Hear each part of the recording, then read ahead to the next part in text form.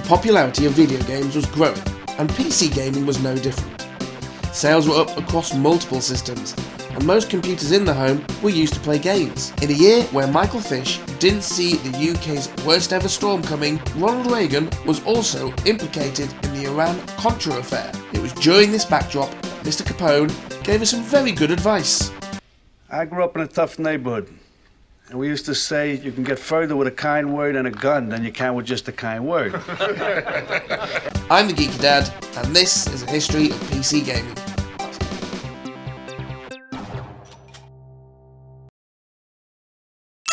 In the early 90s, you couldn't move in PC game shops for boxes of point-and-click adventures.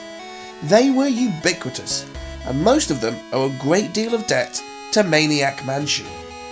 Released by LucasArts in 1987.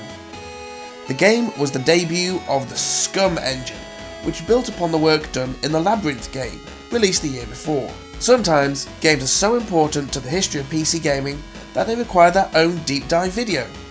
Good thing I've got a series that does just that. What? Sid Meier again? You're damn right, Sid Meier again. We've also come to the first game on my countdown that I actually played in my youth. In 1987, Microprose released Sid Meier's Pirates, a departure from games Microsoft had released up to this point.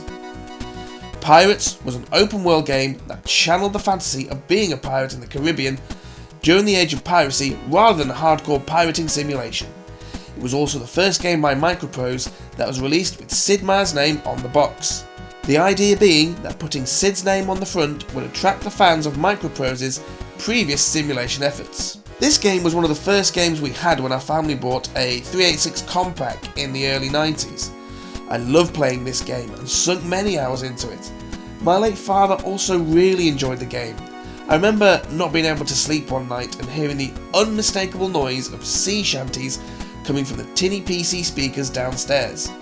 The game was never the same twice.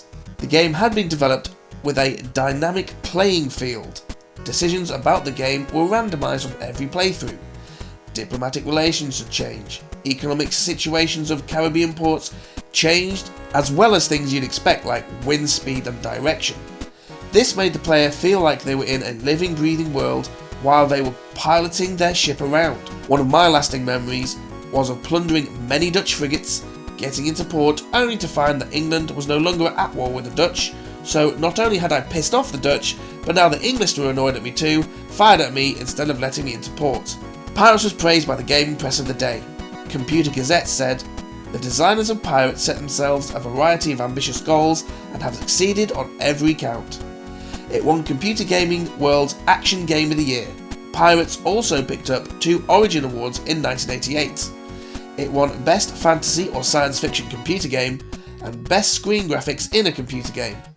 The critical and commercial success of Pirates led Sid Meier to develop many other player-led open-ended experiences, and I'm fairly sure some of those games are going to appear on this list in the near future.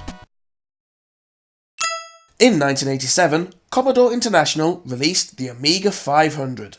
The 500 was the best-selling Amiga computer released by Commodore and sold over 6 million units worldwide. The Amiga was packaged in a similar way to other microcomputers of the 80s, however there was one significant difference.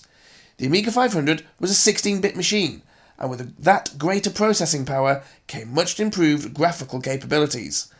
As a result, unlike many other Amiga models on the market, the Amiga 500 was largely seen as a gaming machine. Many fledgling studios began to develop for the Amiga. Sensible Software produced the outstanding Sensible Soccer and the thrilling Cannon Fodder. Team 17 grew out of the Amiga demo scene that surrounded the machine and produced Alien Breed for the platform, and later the Worm series.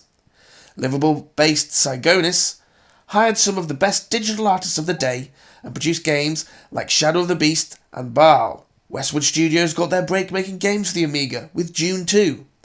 Even Guru Larry's favourite developer got his start on the Amiga, setting up Bullfrog Studios to produce games on the platform such as Populous. As you can see, the Amiga had more quality developers than Peter Molyneux empty promises at a gaming press conference. In 1987, a new company was launched that had a unique way of selling games. Scott Miller founded Apogee Software and invented a shareware model of selling his software called the Apogee model. Prior to 1987, Miller had written games and given them away for free, asking that people made a donation if they enjoyed the game. This method didn't net Miller a great deal of money, so in 1987 he created a game called Kingdom of Cruz. Miller divided the game up into 3 chapters. He gave the first chapter of his game away for free on the internet BBS message boards, and after completing the first chapter, the game would display details of where you could purchase the rest of the game.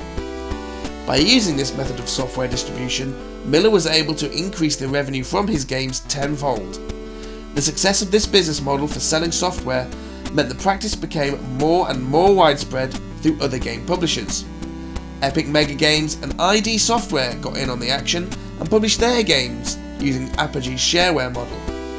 Many gamers got to experience some classic games through this distribution model, such as Wolfenstein 3D, Commander Keen, Duke Nukem, and of course, Doom.